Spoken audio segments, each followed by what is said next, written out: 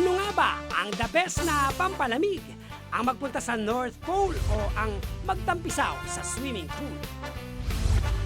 O ang kumain na lang ng malamig na halo-halo?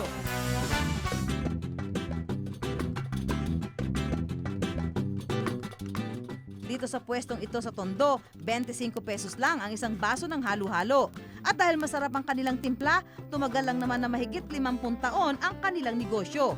Ito ang halo-halo ni Aling Consuelo. Kwento mismo ni Aling Consuelo, 10 centimos lang daw noon ang isang baso ng halo-halo. Kasi nung araw makakaw ako ng halo-halo, dumadayo pa ako sa Little Quiapo para kumain ng halo-halo. Kaya naisipan ko yung halo-halo. Ngayon, kumikita lang naman si Aling Consuelo ng mahigit 15,000 piso. Hindi kada buwan, kundi kada araw.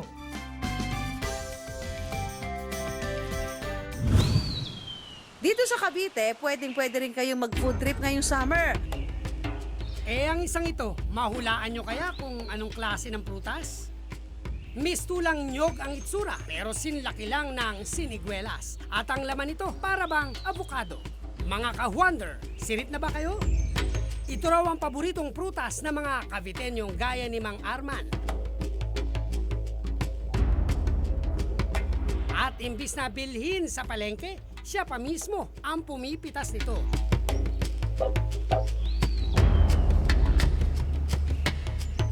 Ang tawag daw sa prutas na ito, galo, na hitik ang bunga ngayong summer. Ito na dami na ang bunga. Yun ang mahilig kayo nakain ng mga dito, mga matatanda, bata na nilalaga. Hindi raw ready to eat ang galo, kaya ng maraming prutas. Kailangan daw muna itong ilaga ng 30 minuto para lumambot. Kaya ang balat nito, pwede rin kainin.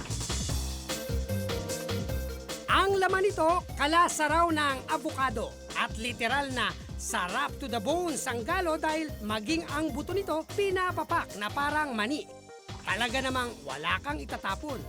Masarap, malambot, matamis, tsaka pwede kainin ang balat. Ang paborito naming prutas ay galo. At tila may makikipagsabayan sa galo kapag pumasok na ang buwan ng Abril at Mayo. Ang prutas na kung tawagin ay dragon fruit, namumunga rin daw tuwing tag-init. Kung tutuusin, isa itong uri ng cactus o yung mga halamang nabubuhay sa disyerto. Ibig sabihin, hindi ito nangangailangan ng maraming tubig. Kaya naman nababagay din ito sa mainit na klima ng Pilipinas. Ang bunga nito, patok sa panlasa ng mga taga-Taiwan at Malaysia at Vietnam. Pero ngayon, may nagtatanim na rin ng dragon fruit sa Pilipinas. Gaya ng ka-wonder nating si Sheila. Pag-aari niya ang 8 hektaryang taniman ng dragon fruit sa bayan ng Indang, Cavite. Sa Cavite, kami yung pinakamalaki yung plantation ng dragon fruit kasi meron kaming 8,000 to 10,000 na poste ng dragon fruit. 80 pesos daw ang isang piraso ng dragon fruit. Bukod sa maaaring papakin ang dragon fruit, pwede rin daw gawin fruit shake. At ang handog ni Sheila sa kanyang mga bisita, libreng tikim.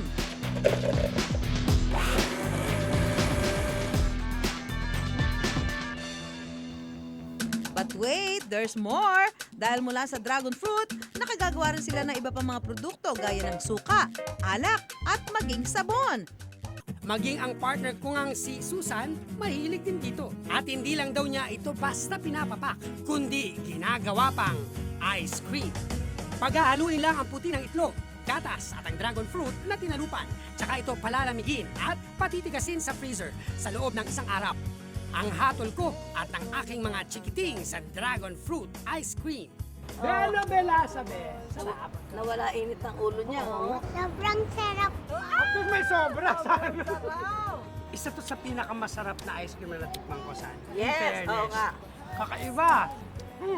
At homemade. Diba? Galing ko, no? Oh. Tara na't mag-summer food trip din sa Bicol at Iloilo. Walang aahon ng walang kasamang kasan. O yan,